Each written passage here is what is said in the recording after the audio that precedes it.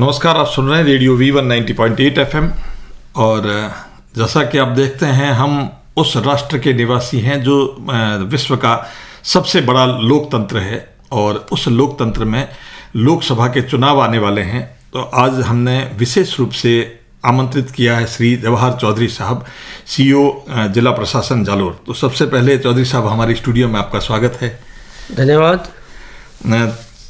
चौधरी साहब, स्वतंत्र और निष्पक्ष चुनाव जो करवाना जिला प्रशासन के लिए एक सबसे बड़ी चुनौती होती है और बात होती है। सुव्यवस्थित मतदान, शिक्षा और निर्वाचक सहभागिता को एक मजबूत लोकतंत्र के लिए ये आवश्यक तत्व है। तो जो अभी जो आयोजन कर रहा है हमारा पूरा भारत स्वीप कार्यक्रम, ये क्या है, क्या उद्देश्य है, किस तरह से ये? शर्मा जी, आप और हम सब जानते हैं कि भारत दुनिया का सबसे बड़ा संसदीय लोकतंत्र है जी। और दुनिया के अंदर मैन मशीन मटेरियल का जो मोबिलाइजेशन है जी, वो भारत के लोकसभा चुनाव में देखने को मिलता है। इतना बड़ा मोबिलाइजेशन दुनिया की किसी गतिविधि में नहीं होता है जो कि हमारे लोकसभा चुनाव के दौरान होता है। तो अपने आप समझ सकते हैं कि ये कितना बड़ा दायित्व है, कितनी बड़ी चुनौती है और कितना बड़ा अवसर है जो 5 साल में एक बार भारत के हर एक नागरिक को अपनी सरकार और अपना तंत्र चुनने के लिए मिलता है अवसर है। और इसके लिए ये स्वीप कार्यक्रम भारत निर्वाचन आयोग ने बनाया है, जो हर चुनाव के अंदर इसकी निश्चित गतिविधियां चलती है, बहुत ही सिस्टमेटिक तरीके से चलता है। अर्थ के रूप में देखा जाए तो ये इसका अर्थ है कि systematic voter education and electoral participation. सबसे पहला इसका उद्देश्य है कि जो 18 वर्ष की आयु प्राप्त किए हुए हैं नियत तिथि तक, क्वालिफाइंग जो टाइम है, एज है, उस तक तो उसका नाम मतदाता सूची में आवश्यक रूप से होना चाहिए। इसके लिए भारत निर्वाचन आयोग सभी तरह के तमाम विशेष तिथियां पुनरीक्षण की जारी होती है, प्रचार होता है, VH ऐप है, वोटर हेल्पलाइन ऐप है, बहुत सारी चीज़ें हैं। कोई मतदाता जो भारत का निवासी है और 18 साल की उम्र जिसकी हो गई है, और तो सामान्य तौर पर उस क्षेत्र में उस विधानसभा की निर्वाचक नामावली में उसका नाम होना चाहिए। इसका ये प्रथम उद्देश्य है। तो अपना तो जो जिला है सर, ये भौगोलिक दृष्टि से देखा जाए तो बहुत बड़ा जिला है जी। अपन देखें, यदि भारत के ही परिप्रेक्ष्य में बात करें तो जैसे दिल्ली 170 किलोमीटर में 7 MP होते हैं जी, लेकिन अपना तो बहुत बड़ा जिला है।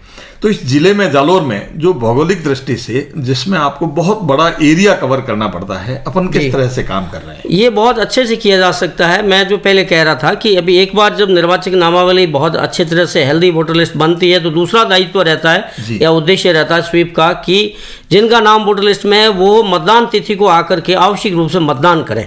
और अपील ये रहती है कि 100% मतदान हो। यद्यपि भारत निर्वाचन आयोग ने मिशन 75 के नाम से टारगेट भी दे रखा है कि हम कम से कम एक संसदीय क्षेत्र का जो कुल मतदान प्रतिशत है वो 75 से अधिक होना चाहिए।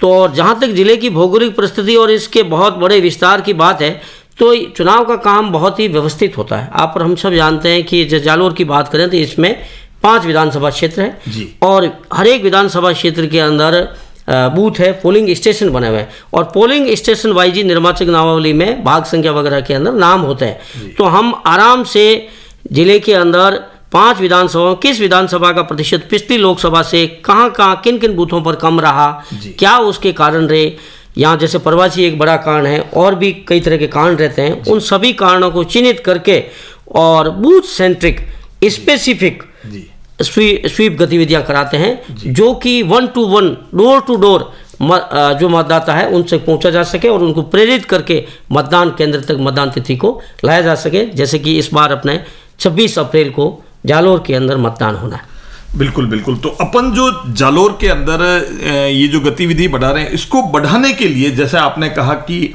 जो दिशावर में, जहाँ बाहर जो प्रवासी जो लोग अपने रहते हैं बाहर पूरा साउथ में, तो उनके लिए भी कोई विशेष आपने आयोजन किया है? उनके लिए क्या प्रशासन कर रहा है? निश्चित रूप से प्रवासी जो लोग हैं उनके लिए आप जानते हैं कि सोशल मीडिया आजकल बहुत ही कारगर उपाय है जिसकी पहुंच सब जगह है। तो हमने इसका सहारा लेते हुए इनके व्हाट्सएप ग्रुप बनाए हैं अलग अलग। उन ग्रुप के ऊपर इनको सभी को मैसेज भेजे हैं, SMS के ज़रिए भी मैसेज भेजे हैं। अब हम एक जिला प्रशासन की ओर से एक निमंत्रण पत्रिका, जो कुमकुम पत्रिका होती है, उस तरीके से एक देसी अपनी जो लोकल डायलेक्ट है, जालोर की बोली है, उसके अंदर जो उनके दिल को छुए और वो वहाँ से रवाना होकर के वोट की तिथि को आकर वोट करने को प्रेरित हो जाए, इसी भाषा शैली में हम करेंगे। एक गूगल मीट भी हम 1 या 2 बार, जितनी बार पॉसिबल हुआ वो भी करेंगे, जिनमें माननीय जिला निर्वाचन अधिकारी महोदया भी भाग लेगी।